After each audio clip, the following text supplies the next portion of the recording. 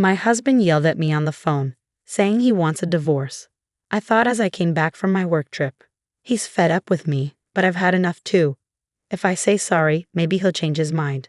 I understand, I said to him on the phone. But instead of going to my husband's parents' house where he was, I went somewhere else. My name is Sophie, and I'm 28 years old. I got married to David, who is 2 years older than me, 3 years ago. To be frank, David is the son of the future CEO of the company where I work. Originally, I worked somewhere else, but after marrying David, I changed jobs. Now, I'm working hard in the same company as him, aiming to become the CEO's wife someday. David wasn't sure about me working there, but when the current CEO, who is his dad, ordered it, there wasn't much to discuss. My job keeps me really busy, and I often have to go on long business trips. We've been wanting to have a baby, but with our hectic schedules, it's been hard to relax enough for that. Lately, things between David and me haven't been great. We're both really busy, and we end up arguing about small stuff a lot. Just the other day, David got mad at me as I was getting ready to leave for work. "Hey Sophie, why didn't you wake me up when I asked you to?" "I did wake you up a few times, David, but you yelled at me to leave you alone and said you'd wake up by yourself, so I went ahead and made breakfast." "What? I never said anything like that. Don't lie to me." "I'm not lying. I tried to wake you up at least 20 times, and your alarm was blaring the whole time. You can't imagine what's going to happen if I'm late today. I'll get chewed out by my dad again. Why do I have to be the one who gets yelled at when it's his fault for not waking up?" At first, I put up with my husband's unfair scolding, but eventually, I started standing up for myself. This led to a big fight recently where he said, "I want a divorce." Thankfully, our in-laws stepped in and stopped things from getting worse. Still, I was getting really tired of him bringing up divorce every time we argued. One day, while I was getting ready for a business trip, my husband came up to me looking upset. "Hey Sophie, you're leaving for another trip, huh?" My husband always calls my business trips like they're not important. "It's not just a trip, it's a business trip. Why do I have to keep explaining this to you?" I replied, feeling frustrated. "Must be nice always going on trips and neglecting the housework. You're probably just going sightseeing after pushing all the house chores on me, right? Listen, that's enough. This is for your company, you know. Why can't you just accept that it's a business trip? I can't imagine how it's like to be a rookie like you going on a business trip. Being so useful is pretty much just like a trip. What the hell is wrong with you? Can't you tell the difference between a trip and a business trip?" "Well, it's the truth, isn't it? You say I'm dumping the house chores on you, but you've never done anything around the house when I'm away on a business trip. When I'm not around, my husband only ever orders takeout, leaves the laundry piled up, and doesn't even take out the garbage. Despite doing nothing, his attitude gives me so much stress. Even the divorce drama last time was all because of his personality. Even though we both work and spend the same amount of time on our jobs, all the housework is left to me. On top of that, he acts all superior and domineering, which I couldn't stand. Trying to discuss it with him is pointless as he never admits to any fault on his part. Instead, he always turns it around and blames me. As I continued getting ready for my business trip in silence, my husband started yelling at me again. For goodness sake, the wife of the future CEO shouldn't be taking business trips so lightly. If you're not assertive like me, the other employees will walk all over you. That's exactly why I'm working hard. I need to learn the job and meet with different clients. And yes, being the CEO's son helps. But we also have to acknowledge the efforts of all the employees who work hard to keep the company running smoothly. What are you talking about? The company's success is because of the hard work of all the employees, not just because you're the CEO's son. You should work as hard as everyone else. At those words, my husband got really angry and shouted, "What do you mean, work harder?" The other day, I overheard some employees talking. They said you always pass off overtime and difficult tasks to others and complain a lot. What? Who said that? I'll fire them immediately. That's not the point. Can't you see that you're the one in the wrong here? Can't you see that you're just riding on your father's reputation? My husband's eyes widened with anger, and he grabbed my bangs roughly. Don't get too ahead of yourself. Who do you think got you this job in the first place? Ouch, let go. You're only able to work at this prestigious company because you're married to me, got it? Refuse the business trip. I won't allow you to neglect our home for some work trip. I've explained it many times. It's for my job. I can't just refuse. Shut up. Stop arguing back. You married me, so you should just listen quietly to what I say. Suddenly, his grip on my hair loosened, and I stumbled back onto the floor. If this argument keeps going, it might end up in another threat of divorce. I managed to push my husband out of the room and focus on getting ready for my business trip. When I come back, I'll have to deal with a week's worth of chores piled up by my husband. I bet the laundry will still be there, and the trash will be overflowing. Just thinking about it made me feel exhausted even before the trip. The next day, as planned, I headed off on my business trip. I focused on my work and didn't let personal issues get in the way. When I got back home after a week, I couldn't believe what I saw. I'm back. The house was sparkling clean, just like the day I left for my business trip. It was a pleasant surprise. Thank goodness. Maybe David finally understood how I felt. Perhaps he had a change of heart and decided to help with the housework. Just as I started feeling relieved that my husband was being more supportive, I saw divorce papers on the table. What? What's this? There was a note next to them saying, "I'm going back to my parents' place. We're getting a divorce." Panicked, I quickly called my husband, and he picked up right away. Huh? Did you even read the divorce papers? His casual tone angered me, and I snapped back. Wait, are you seriously talking about divorcing me? Of course.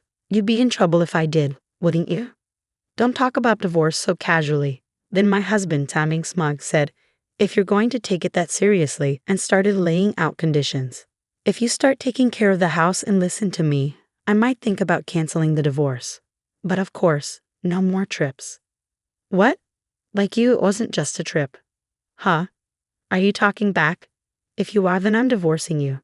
You're such a nag. A nag? He calls me a nag when he can't even do a single thing around the house himself. If he's up for it, so am I.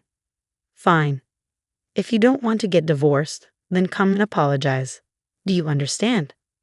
Holding back my urge to argue, I replied calmly, "Okay, I understand. You should have listened to me from the beginning. Now come quickly." With that, he hung up. Instead of going to my in-laws' house where he was, I headed to City Hall. I submitted the divorce papers and they were accepted without any trouble. I was officially single again. 3 hours later, while I was packing up at home, my ex-husband came back with his mother, probably fed up with waiting for me. As soon as they saw me, they started hurling insults. "Hey, how long are you going to keep me waiting? That's right, you're a failure as a wife, yet you're out having fun. You should be taking care of David." Taking care of? How old is David? He's older than me, isn't he? I fired back, feeling frustrated. As I retorted, their brows furrowed in anger. Shut up, stop being stubborn, and apologize quickly. We're really going through with the divorce. If anyone will be in trouble if we get divorced, it's you, Sophie. You could have been the wife of the next company president, and you're okay with acting this way? And you. If you divorce me, you won't be able to live in this luxurious lifestyle. Are you okay with that? Well, I never thought you were a good match for David in the first place, so I really don't care. At a loss for words, my ex-husband grinned devilishly. Fine, this is your last chance. If you don't apologize now, we're getting a divorce. I'll even kick you out of the company. Decide quickly. At that moment, anger surged through me like a fireball. I had to make him understand the reality of the situation. We're already divorced, you know. What? Just as you wished. I've already submitted the divorce papers and they've been accepted, so I'm no longer your wife. What? Her ex-husband and mother-in-law stood there in shock. After a moment of silence, he finally spoke up. What are you talking about? This must be a joke, right? You wouldn't? Why would I lie? If you don't believe me, you can check the records yourself. No way. Suddenly, the mother-in-law, who had been listening, started to shout. Wait, Sophie, what have you done? You've put divorce on David's record, our future CEO. It was your son who gave me the divorce papers first. All I did was submit them. Stop making excuses. Cancel the divorce right now. Do you understand? I'm sorry, but once the divorce papers have been accepted, they can't be canceled. And I have no intention of canceling anyway. What? The mother-in-law was speechless, and the ex-husband just hung his head in defeat. Ignoring them, I continued, I'm tired of being ridiculed every time I go on a business trip and having to juggle work and housework every day. As far as I'm concerned, you're nothing but a burden. So Sylvie, calm down. Calm down. I'm perfectly calm. What's the point of being married if it's just a title? All you care about is yourself, isn't it? I didn't mean it like that. Do you realize you're losing your status as the CEO's wife? Are you okay with that? I didn't join your company to become the CEO's wife. I don't know how much you've been spoiled, but I didn't marry you to take care of you. Are you really willing to give up this lifestyle? If you just wait a little longer, you could become the CEO's wife. I absolutely refuse to keep being your caretaker. I'm not your mother. Just go and live your life on your own. With an intensity like never before, my husband was completely teary-eyed. His mother-in-law took her turn, stuttering out her final provocation. What if you divorce David? You'll also lose your job. And what if I do? What? I've already informed your father that I'll be quitting the company. What? The mother-in-law and ex-husband's eyes widened in surprise. To confirm, my ex-husband started calling his father. After a few rings, his father answered, and he put the call on speaker. Dad, listen to this. Sophie decided to divorce me on her own. Yeah, I heard. She told me she's quitting the company too. She's so selfish. Can't you fire her immediately with your CEO powers? Well, I guess I should fire someone ASAP. You. Yeah, that's right. Wait, what? Instead of the stunned ex-husband, his mother-in-law turned to her husband. What do you mean by that? There's nothing to explain. David is a liability who doesn't contribute anything to the company. I'm disappointed in his work ethic. Wait, what? How can you suddenly say that about our son? Stay quiet, the father-in-law firmly told his wife. David, your performance at work is lacking. You misuse company resources, make inappropriate advances towards female colleagues, and complain about trivial things like the cafeteria. You're just not cutting it. Do you think I don't know that your subordinates consider you incompetent? No, that's not true. It can't be. I can't protect you any longer, even if you're my son. You understand this, right? Just because you're the boss's son doesn't mean you get special treatment. But that doesn't mean you have to fire me. The only thing I can commend you for is marrying a capable wife. Sophie will continue to work for the company, but you're fired, David. At his father's words, my ex-husband's eyes widened in shock. Unfazed by his reaction, the father-in-law continued, Unlike you, Sophie is diligent in her work and brings in a lot of contracts. She's highly respected by our clients. Many companies have chosen to work with us because of her. But she was only sent on business trips because she's new. Don't be ridiculous. We trusted Sophie, so we gave her more responsibilities. You made fun of her, calling it a vacation or something, didn't you? No, I didn't. Let me make it clear. There's no place for you here until you become independent. Never come back to this house, understood? No way. And so, my ex-husband was disowned by his father-in-law, lost his job, and couldn't even return to his parents' home.